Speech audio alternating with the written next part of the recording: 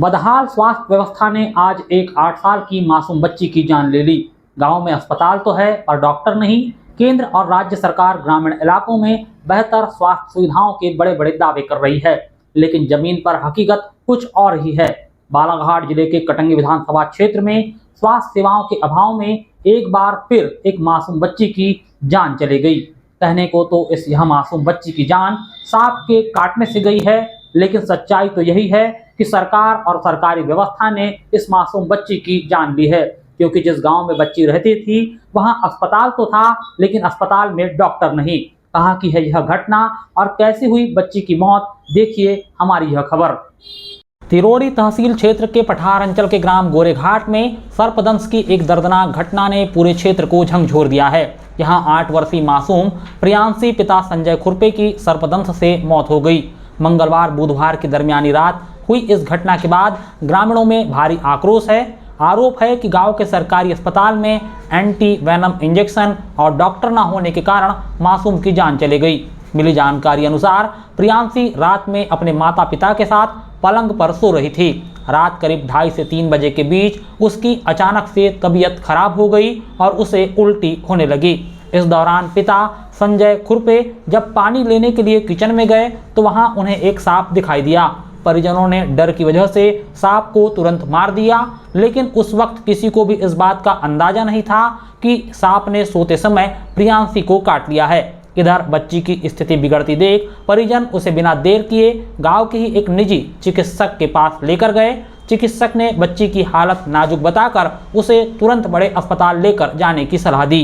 परिजन प्रियांशी को लेकर तुमसर के सरकारी अस्पताल की ओर जा रहे थे, लेकिन रास्ते में ही मासूम ने दम तोड़ दिया, जिसके बाद प्रियांशी को परिजन वापस घर लेकर आ गए। बाद में जब बच्ची के शरीर का रंग हरा नीला पड़ने लगा तब परिजनों को संदेह हुआ कि उसे सांप ने काटा होगा। ऐसा माना जा रहा है कि नींद में होने के कारण न तो प्रियांशी को पता चला और न ही घर वालों को। बुधवार को महिकेपार चौकी से प्रधान आरक्षक शिशुपाल बघेल ने घटना स्थल पर पहुंचकर पंचनामा कार्रवाई पूरी की और शव का पीएम कराकर 100 परिजनों को सौंप दिया। इस घटना के बाद पठार अंचल के ग्रामीणों में स्वास्थ्य व्यवस्था को लेकर आक्रोश फूट पड़ा।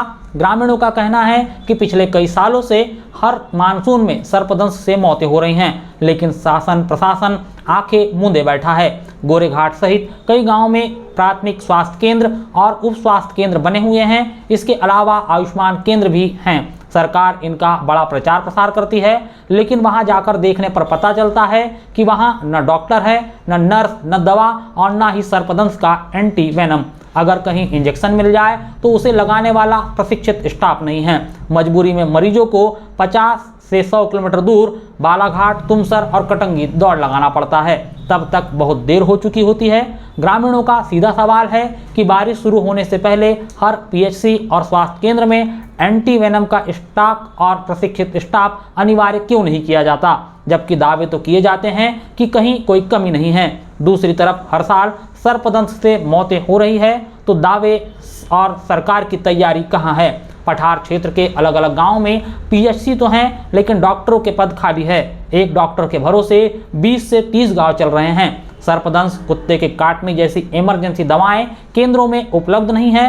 ग्रामीणों को प्राथमिक उपचार और झाड़ फूंक के चक्कर में समय बर्बाद कराने से रोकने के लिए जमीनी स्तर पर कोई अभियान नहीं चलाया गया, जिसकी जानकारी जिले के सांसद और क्षेत्र के विधायक को भी है। अस्पताल की हालत से इन जनप्रतिनिधियों को एक नहीं बल्कि कई बार अवगत भी कराया जा चुका है, बावजूद इसकी व्यवस्था नहीं सुधर रही है। गोरेघाट के ग्रामीणों का कहना है कि अगर प्राथमिक स्वास्थ्य केंद्र गोरेघाट में डॉक्टर, स्वास्थ्य कर्मचारी और एंटीवेनम होता तो शायद प्रियांशी की आज जिंदा होती। केंद्र में 10 वर्ष और प्रदेश में लगातार 20 वर्षों से भाजपा पार्टी की ही सरकार है, लेकिन एक ही पार्टी की यह सरकार ग्रामीणों की बेहतर स्वास्थ्य सुविधाओं के जो दावे करती है उस पर खरा नहीं उतर पाई है। सांसद, विधायक स्वास्थ्य सुविधाओं को लेकर चुप्पी साधे हुए हैं। सरकारी कागजों में और नए नवेली सरकारी इमारत में जरूर ग्रामीण स्वास्थ्य सेवाएं मजबूत दिखाई जा रही है, पर गोरेघाट की यह घटना बता रही है कि बुनियाद आज भी खोखली है। जब गांव का अस्पताल सिर्फ इमारत बनकर रह जाए और डॉक्टर कुर्सी खाली छोड़ दे तो मासूमों की जान जाना तय है।